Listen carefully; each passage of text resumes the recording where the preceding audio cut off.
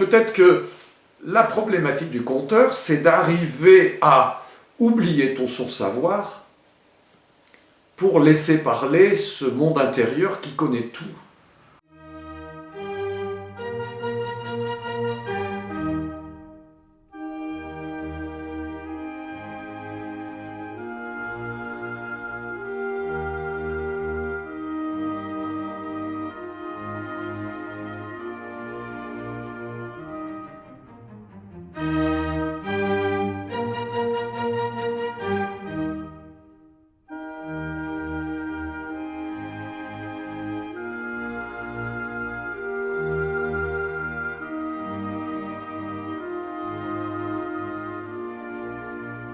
Ouais, je suis amoureux des balances comme ça, avec 2 plateaux.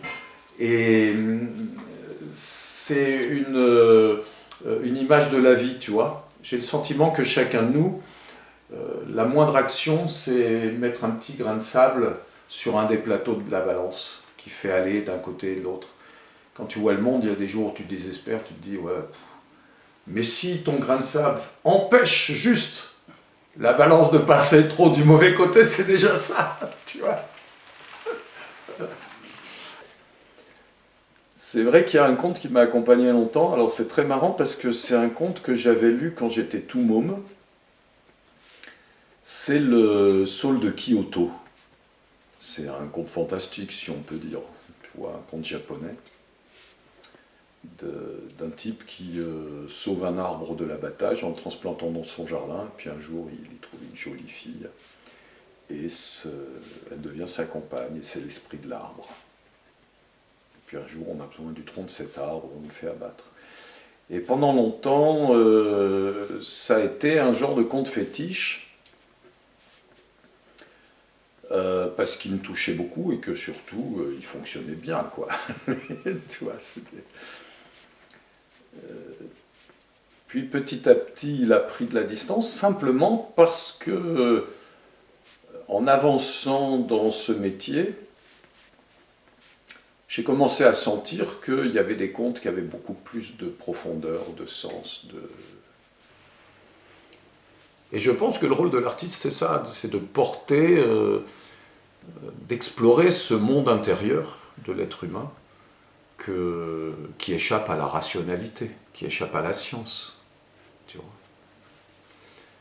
Je pense qu'une œuvre artistique, que ce soit un roman, l'exemple typique, c'est les romans. Tous, un jour, on a lu un roman qui nous a, waouh, tu vois, ouvert qui nous a initiés, qui nous a révélé quelque chose. Alors que c'est de la fiction, tu vois.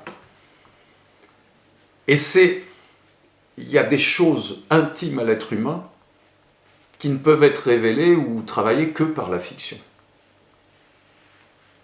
Donc la fiction, c'est une représentation du monde, finalement, qui est imaginaire.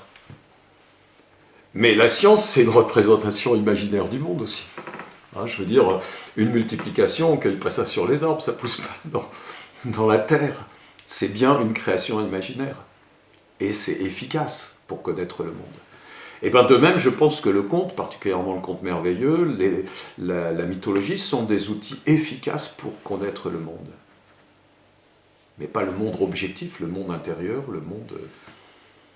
S'il suffit de comprendre les enjeux psychanalytiques d'un conte pour bien le raconter, les psychanalystes seraient tous des excellents conteurs. S'il suffit de comprendre les enjeux ethnologiques du conte, hein, le lieu d'où il vient, les symboles que ça avait et tout, les ethnologues seraient de très bons conteurs, ce qui n'est pas le cas. Donc il y a bien une dimension, et c'est peut-être ça, cette poétique, tu vois, une dimension artistique, une dimension intérieure. Et donc, d'où ça vient? Cette inspiration qu'on a des fois, ça t'est arrivé, ça nous arrive tous d'avoir des états de grâce, tu vois. Je me souviens un jour très étonné, c'est souvent après, tu le fais toi aussi, j'ai vu le spectacle, tu vas vers les spectateurs, tu leur serres la main, tu discutes. Et un jour, je sors et les gens passent et font un détour, c'est-à-dire passent à 1 mètre de moi, quoi. Pas un qui s'approche. Et j'étais un peu désarçonné. Et en fait, ma chargée de diffusion qui était là me dit « Mais tu te rends pas compte, c'était génial, t'as jamais été aussi bon. » Or, ce jour-là, j'étais enrhumé, tu vois, j'étais pas en forme, moi j'avais l'impression d'être pas là, quoi, d'avoir rien fait. Donc, tu vois, cette dimension. Alors après, je me suis dit que sans doute, si ça avait été si génial, c'est parce que j'étais tellement mal dans ma peau qu'à ce moment-là, tu vois, physiquement, qu'il n'y avait même plus le moindre narcissisme, quoi. Je ne pouvais plus être là pour me dire je suis bon, je suis... Tu vois, donc l'histoire, elle s'est démerdée toute seule ce coup-là. Je ne lui ai rien fait, je ne l'ai pas empêché d'exister, tu vois. Mais alors j'étais très étonné par ces gens, tout d'un coup, il s'était passé une espèce de cérémonie parmi eux, tu vois, de communauté, que c'était magique. Ils ne pouvaient plus casser ça juste en me parlant. Voilà. Ou on peut interpréter ça, tout d'un coup ils ont compris que moi j'y étais pour rien, donc ils n'avaient pas besoin de me dire merci, tu vois, peut-être, je ne sais pas.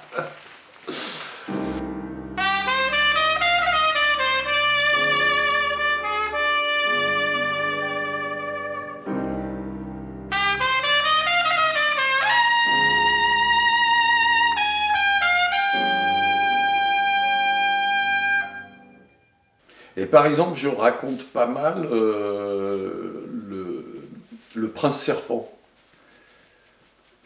J'ai pas tout compris de cette histoire, tu vois. Je sais pas trop qu'est-ce qui se joue dedans, mais je sens que c'est quelque chose de immense, quoi.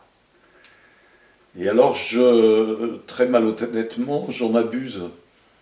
Une fois, je me souviens, j'étais à Drancy. Spectacle de conte pour un truc, tu sais, où vont un centre aéré, voilà, je cherchais le mot. 40 mômes de 7 à 15 ans, tu vois le genre. Grande salle, au fond, une baie vitrée qui donne sur la ville.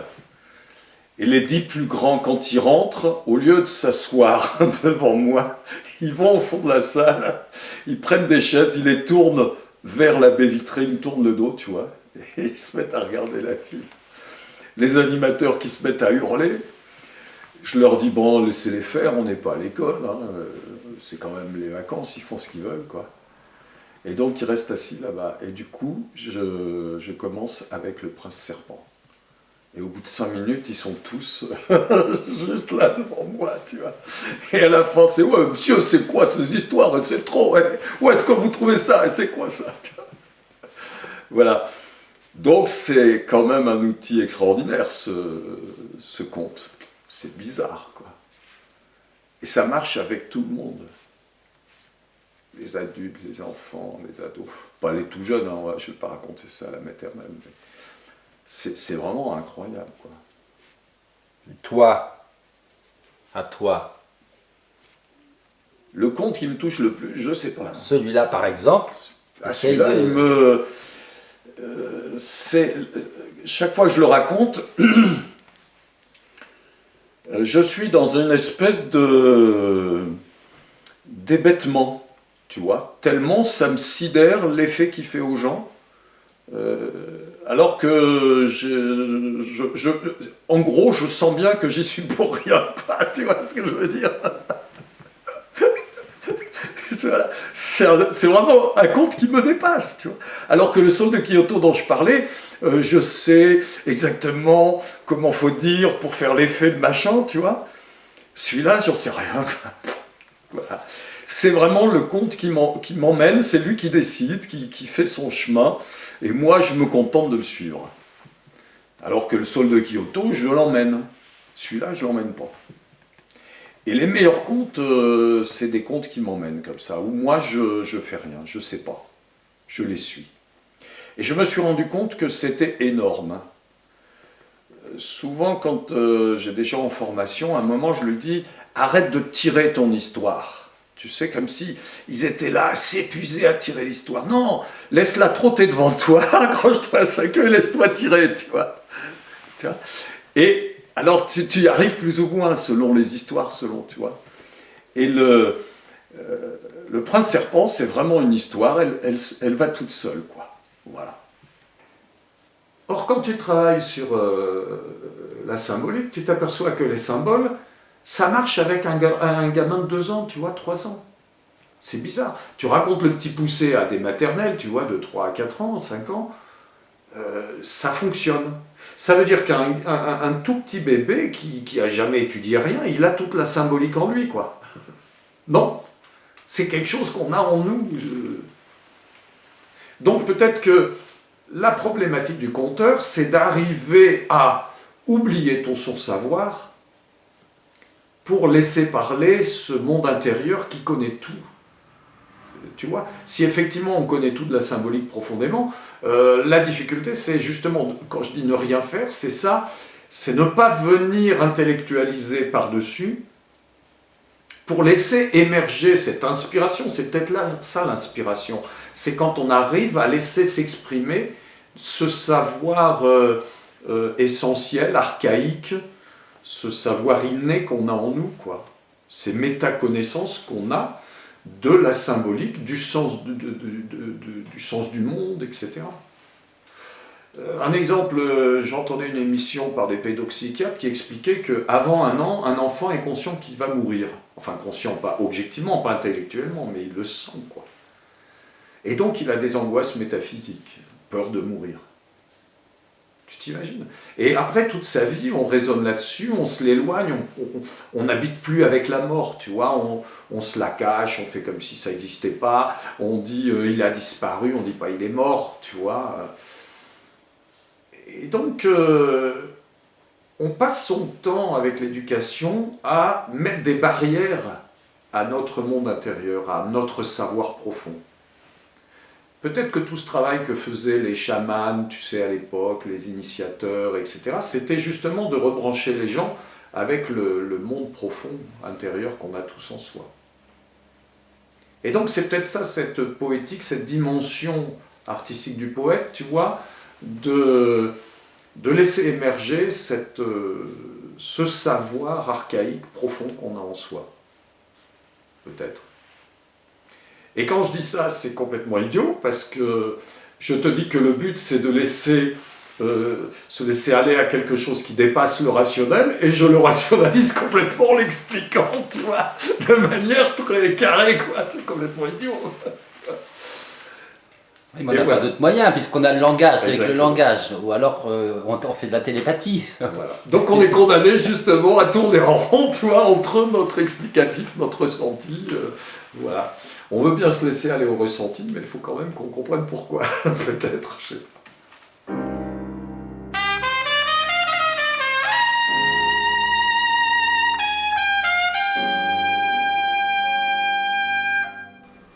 Mais c'est vrai que je suis loin de saisir tous les enjeux qu'il y a dedans. Et peut-être c'est pour ça qu'elle marche si bien, c'est que comme j'ai pas compris tous les enjeux, j'y mets rien. Et comme j'y mets rien, bah, chacun peut y mettre ce qu'il veut. Tu comprends? Chacun va comprendre ce qui l'intéresse lui, donc quand je le raconte, s'il y a 50 personnes, il y a 50 histoires. Alors que même le Saule de Kyoto, là, moi je sais ce que je veux mettre dedans, je le raconte avec une intention quelque part. Malgré moi, hein, j'ai beau essayer de me libérer, j'y arrive pas, tu vois, parce que... Et donc le Saule de Kyoto, il y a qu'une histoire pour tout le monde. Voilà.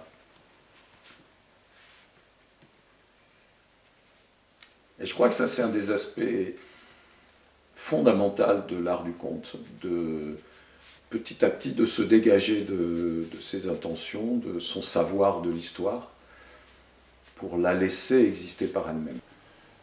Est-ce que c'est vraiment effectif? Tu vois?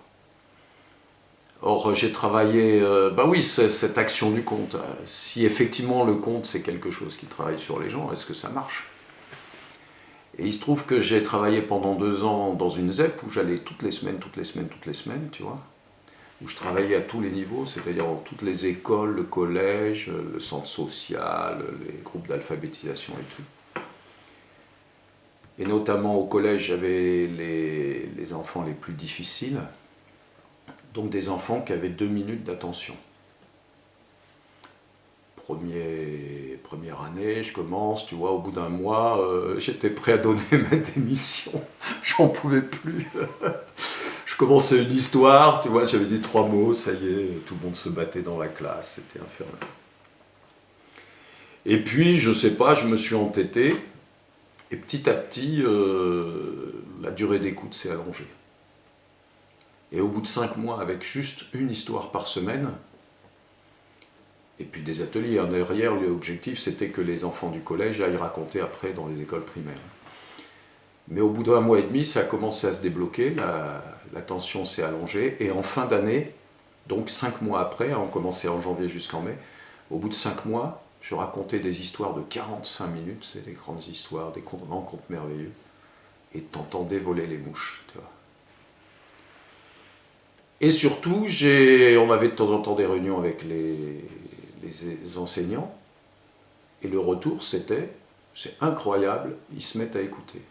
Et ces mots m'étaient passés d'un temps, d'une capacité, pas d'un temps d'écoute, d'une capacité d'écoute de 2 minutes à une capacité d'écoute d'un quart d'heure, 20 minutes en classe. Donc des gosses qui étaient incapables d'apprendre quoi que ce soit, parce qu'en 2 minutes tu peux rien dire, ils étaient passés au temps d'écoute minimum pour apprendre.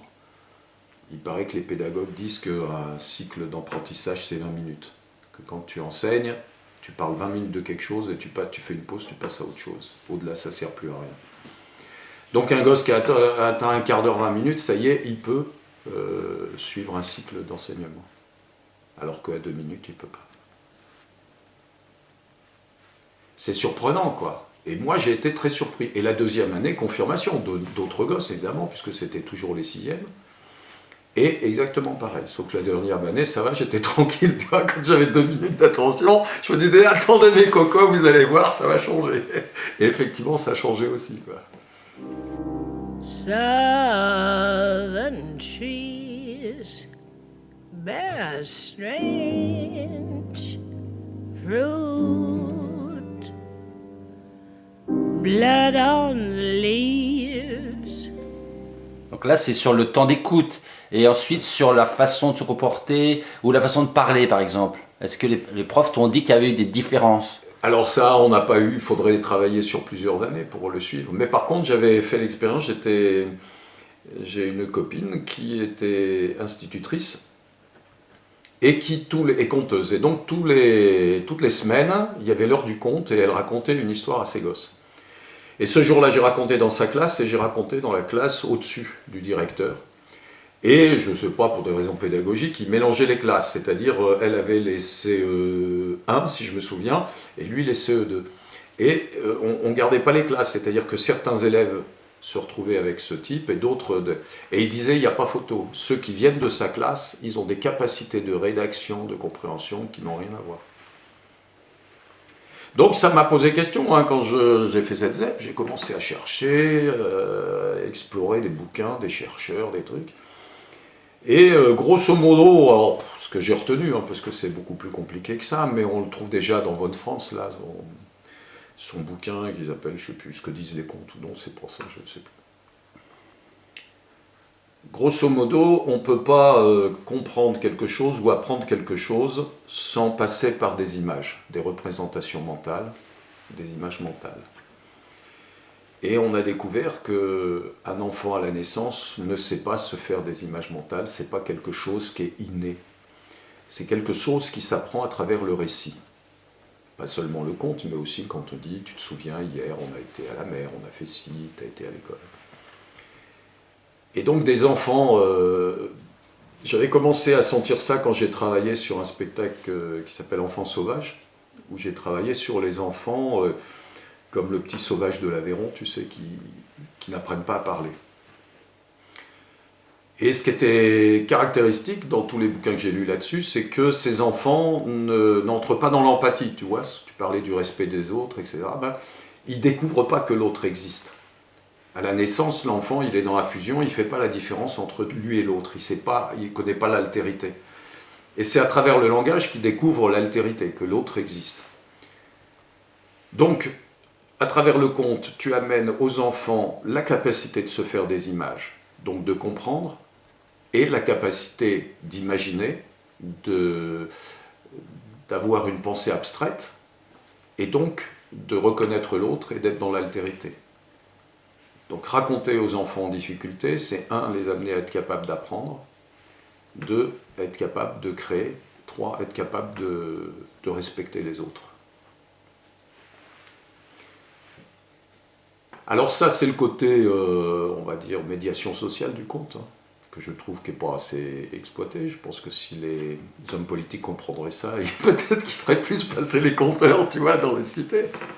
Black bodies swinging in the southern breeze.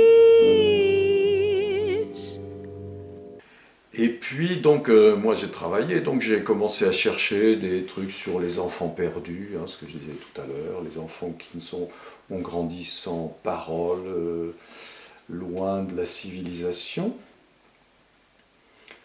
Et en racontant ça, en travaillant là-dessus, je me suis rendu compte que c'était très proche des enfants de banlieue. C'est-à-dire que beaucoup d'enfants issus de l'immigration, de deuxième génération, donc leurs parents viennent d'immigrer, les parents ne leur parlent pas parce qu'ils veulent que l'enfant apprenne le français, et eux, ils ne parlent pas français, ou pas très bien. Donc, ils n'ont pas envie de leur communiquer leur langue d'origine, donc ils ne leur racontent pas de choses, quoi. Hein, c'est juste, passe-moi le sel, va prendre ta douche.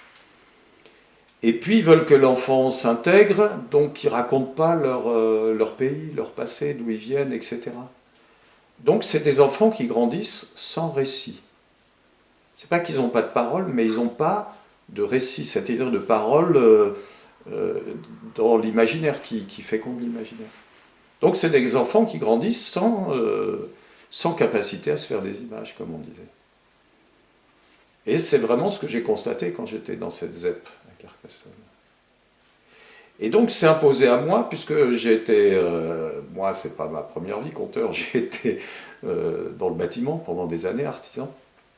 Et à l'époque j'avais des gamins qui venaient, que je prenais, tu vois, en stage, en apprentissage, tout ça, qui venaient d'une maison d'enfants pour délinquants. Il y a des cas, des fois, assez coton, quoi. Et donc, j'avais une vraie connaissance de ces gens-là, quoi. Hein, j'avais une sacrée expérience. J'avais donné des cours aussi dans cet établissement. Et donc, petit à petit, il s'est imposé à moi qu'il y avait là-dedans l'histoire d'un petit gars de banlieue, quoi. Mais le récit de vie m'emmerde un peu. Je ne sais pas comment dire, c'est pas que je trouve pas ça intéressant, hein. La preuve c'est que j'en ai fait avec cette histoire. En revanche, il manque cette dimension souvent dans le récit de vie intérieure, intime, c'est-à-dire symbolique. Et petit à petit, c'est devenu un récit où on mélange l'histoire de Daoud, un petit gars de banlieue, et le livre de la jungle. Strange fruit hanging from the poplar trees.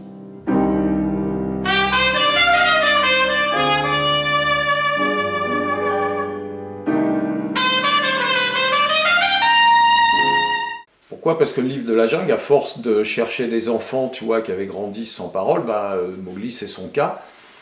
Et que dans le livre de la jungle, parce que c'est compliqué, tu sais, c'est plein de nouvelles, donc il faut aller piocher une ici, une là, reconstituer la chronologie, enfin c'est un boulot de fou, quoi. Ça m'a pris des années. Et au bout d'un moment, tu as un récit cohérent et qui est vachement fort au niveau symbolique. Il est extraordinaire, ce Kipling, il a des intuitions, tu vois, extraordinaires. Et donc on a monté un récit avec Roland, parce que c'est vraiment pas un récit que j'ai créé et sur lequel il a fait de la musique, c'est vraiment un récit qu'on a élaboré ensemble, tout le temps avec la musique et le conte en symbiose, quoi. Et on est arrivé à un récit où on raconte en parallèle l'histoire de ce gars de banlieue et l'histoire de Mowgli. Et c'est complètement étonnant. Mowgli grandit chez les loups. Un jour, les loups lui disent « Toi, t'es pas de chez nous, casse-toi ». Alors du coup, il va chez les hommes, il apprend le langage des hommes, la loi des hommes, et un jour, les hommes lui disent « Toi, t'es pas de chez nous, casse-toi ». Tu vois, c'est quand même étonnant, quoi. Voilà. Et c'est un récit que tu gardes encore? Oui. Ouais. Oui. Tu l'as pas mis dans un coin maintenant que le projet est terminé? Ah non, non, non, non, non, non, non. Par contre, ça a été vraiment une étape dans mon travail. Pour mon histoire personnelle, on a toujours quelque chose de son histoire personnelle. Si tu veux, ce rapport aux autres, au père, à la société, au machin, était quelque chose qui me travaillait beaucoup. Et ce travail que j'ai fait sur Mowgli m'a fait avancer, m'a libéré de plein de trucs et tout. Ça m'a permis après de travailler sur des trucs qui ne me concernaient pas forcément. Alors que jusque-là, tout ce que j'avais fait, c'était directement ou indirectement des choses où moi, j'évacuais un peu mes chagrins d'enfant, tu vois. Et ce récit a été un peu l'acmé de ce travail qui fait qu'après, bon, j'ai pu passer à des choses plus larges. Un travail comme l'histoire de Mowgli, il m'a fallu beaucoup de temps pour dépasser ma propre émotion, pour pas me mettre à chialer au milieu du truc, tu vois. Alors que après, quand on travaille sur des choses qui ne nous concernent pas, là, c'est plus un enjeu, ça. Selon l'humeur du jour, le couple se regarde ou se tourne le dos, on marche dans la même direction. Et alors les mains sont calculées pour qu'ils se donnent la main, quoi, ou presque. Here's a strange and bitter. Moi, ça va bien que tu poses les Eh questions. ben, en fait, ce qui m'intéresse, c'est cette définition que tu trouves regrettable qui n'existe pas encore. Du coup, c'est quoi un conteur? Ben, c'est quoi un conteur? Personne ne le sait, c'est ça qui est étrange. Et c'est Geneviève là, qui disait dans son interview qu'un conteur ça peut être ci, ça, ça, ça, et qu'on ne sait pas, et que c'est très bien. Et moi je trouve que c'est dommage. On attend de la reconnaissance, on attend d'être reconnu, hein, mais comment tu veux être reconnu si on ne sait même pas ce que tu es? Et ce qui me surprend, c'est ce besoin d'être conteur quand on ne le serait pas forcément. Pourquoi un comédien qui récite un conte par cœur, très très bien, ne dirait pas, ben voilà, je fais un conte récité. Pourquoi on a besoin de se dire conteur? Ça m'interroge, voilà, j'ai pas de réponse. Mais je pense qu'il faudrait trouver ce que c'est véritablement un conteur. Pour que quand on va quelque part, si quelqu'un demande un conteur, il sache ce qu'il demande, quoi. On n'arrive pas à des endroits où on dit « Ah non, non, moi je prends pas de compteur », puis finalement on te prend quand même, on dit « Ah ouais, c'est ça, ouais. Ah ouais, alors là, ouais, d'accord. » Tu vois. C'est quoi ça? Ben, c'est ça le problème. Moi, c'est mon chemin, c'est toujours pareil, on a chacun un peu son chemin. Très vite, j'ai envie dans une même histoire, tu vois, de faire passer les gens du rire à l'émotion, à tout ça. Donc de travailler sur différentes pistes. Et à force, j'ai eu le sentiment que je pouvais m'adresser à trois niveaux à l'autre. Je pouvais m'adresser à son intellect, à sa tête, tu vois, c'est quand tu fais rire. C'est intellectuel le rire. Hein. On dit qu'on n'a pas compris la blague, comprendre c'est bien un truc intellectuel. Je peux m'adresser à sa tête, je peux m'adresser à son ventre, c'est-à-dire au côté émotion. Hein, quand tu es pris par l'émotion, tu as l'impression que c'est dans le ventre. Et je peux m'adresser à son monde intérieur. Je ne sais pas comment appeler ça, un scientifique dirait son inconscient, un croyant dirait son âme, tu vois, je ne sais pas, mais on va dire son monde intérieur. Et dans tous les récits qui existent, hein, depuis les milliers du temps, je me rends compte qu'il y en a qui s'adressent plutôt à l'un à l'autre. C'est vrai qu'une blague s'adresse à l'intellect, que le fantastique, ça rentre en plein dans l'émotion, tu vois, c'est quelque chose qui s'adresse plutôt au ventre. Hein. Tu as un truc tout à fait normal, tout d'un coup un monstre qui débarque. Oh, bonjour l'émotion. Et le conte merveilleux, particulièrement, s'adresse à l'inconscient. Et si tu regardes un public, quand tu es en train de parler à la tête, les gens, ils ont de l'expression, ils rigolent, ils comprennent, ils sont dans la... avec toi, tu vois. Quand tu racontes quelque chose dans l'émotion, les gens, ils sont là, ils pâlissent, ils ont peur.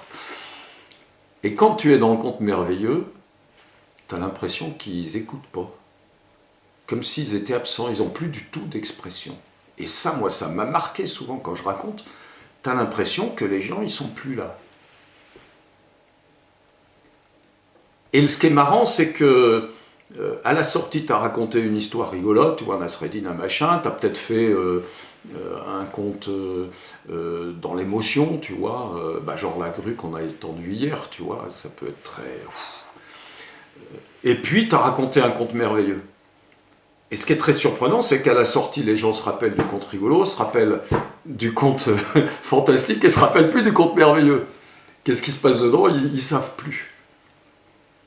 Parce que j'ai l'impression que c'est un moment où les gens sont partis dans leur monde intérieur sous une forme onirique, un peu dans le rêve, comme quand on rêve la nuit. Et quand tu rêves la nuit, souvent tu sais que tu as rêvé, tu es incapable de dire de quoi tu as rêvé. Et là, c'est un peu pareil. Quand ils se réveillent, ils ne savent plus de quoi ils ont rêvé, quoi. Mais j'ai l'impression que c'est vraiment un chemin dans le monde intérieur. Et si on en croit un peu ce que disent les psychanalystes, comme Bettelheim ou von Franz, c'est quelque chose qui fait vraiment avancer les gens, qui les fait progresser, qui leur permet de résoudre des problèmes. Donc je me dis, c'est peut-être à ce moment-là qu'on fait son vrai travail de conteur.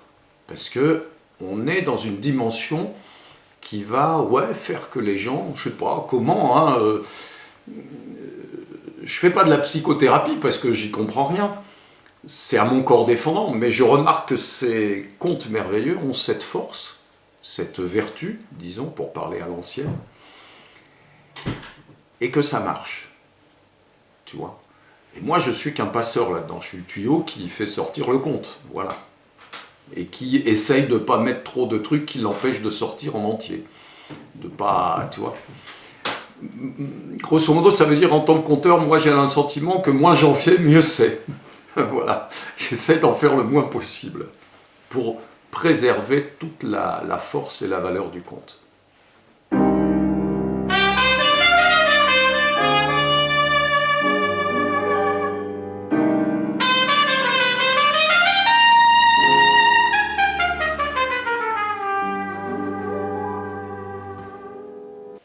En tout cas, le bilan est très positif. Moi, je suis vraiment heureux d'avoir fait ce métier et de le faire encore. Et j'espère encore longtemps. Tu parlais de retraite. Oui, mais la différence, c'est que jusque-là, il fallait faire des heures, des machins, donc tu étais obligé de rentrer aussi dans un aspect commercial, tu vois, de tenir compte de ça. Et que quand tu es à la retraite, tu n'as plus besoin. Tu peux te permettre de faire ce que tu veux, quand tu veux, où tu veux, tu sais. Le coup classique où le mec, tu dis, on a un petit budget et tout, et puis toi, faut que tu gagnes ta vie, tu te manques des heures, machin, et tu négocies, ouais, quand même, tu pourrais faire un effort et tout. Et le moment où tu dis... Alors, il y a deux choses comme ça, c'est quand effectivement, tu n'as plus besoin de gagner ta vie parce que tu es retraité, et puis aussi à l'époque où je tournais tellement que j'avais plus de... tu vois, de problème d'argent, quoi. Quand j'ai débuté, je me souviens, quand une copine me demandait d'aller raconter dans son petit village, tu sais, dans son école avec 10 élèves, et qu'elle me disait, j'ai pas de sous, tu vois, ah ouais, t'auras bien 50 francs, ou un truc comme ça, tu vois. Et puis par contre, quand je tournais, tu dis, ah oui, pas de problème, tu vois. J'en avais rien à foutre d'avoir 50 francs de plus, quoi, c'était pas un problème. Et c'est là qu'on s'aperçoit que quand même sur ton travail, le côté financier, commercial va jouer, on ne peut pas l'éliminer, quoi.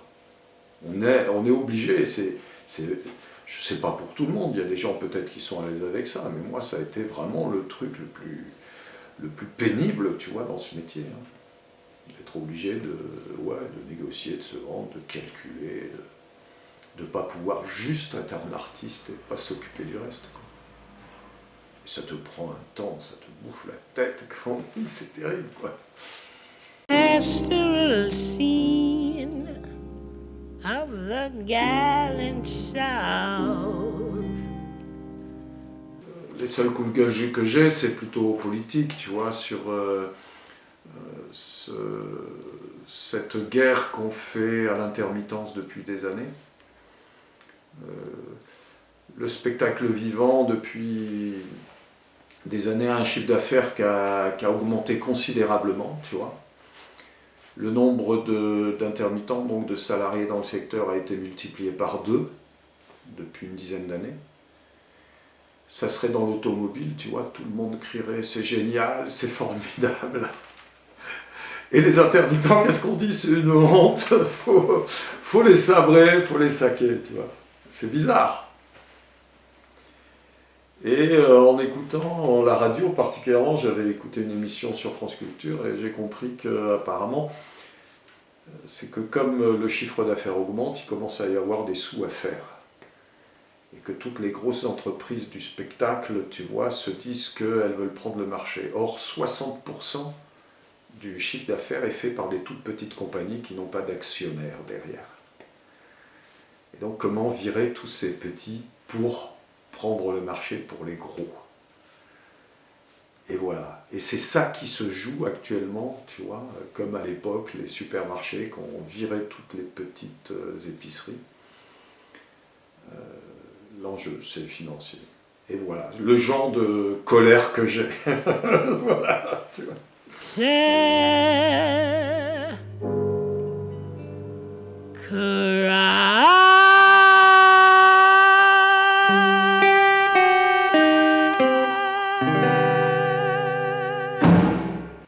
Un aspect du métier qui me travaille en ce moment, c'est le côté poétique, mais au sens de la poétique du conte, tu sais, le titre du livre de, comment elle s'appelle déjà? Belmont. voilà. Nicole Belmont. J'entends à travers ça, hein, peut-être que je fais un contresens, j'entends à travers ce mot poétique tout ce qui est contenu dans cet art et qui n'est pas de l'ordre du rationnel, de l'explicable. Quand on travaille un conte, on fait aussi une analyse, tu vois, on cherche les sens cachés, machin et tout, et ce qui va au-delà, c'est-à-dire que le moindre mot a sa propre poétique. Quand tu le dis, tu vois, il y a tout un univers derrière, des images, des choses, une ambiance, je sais pas. Et j'ai le sentiment que sur une histoire entière et sur la manière dont on va la raconter, il y a aussi ça. Et donc comment apprendre à être à l'écoute de ça pour le faire fleurir, le faire développer? Et comment transmettre ça, puisqu'on parlait de formation tout à l'heure? Comment faire comprendre cette dimension de notre travail aux apprentis conteurs?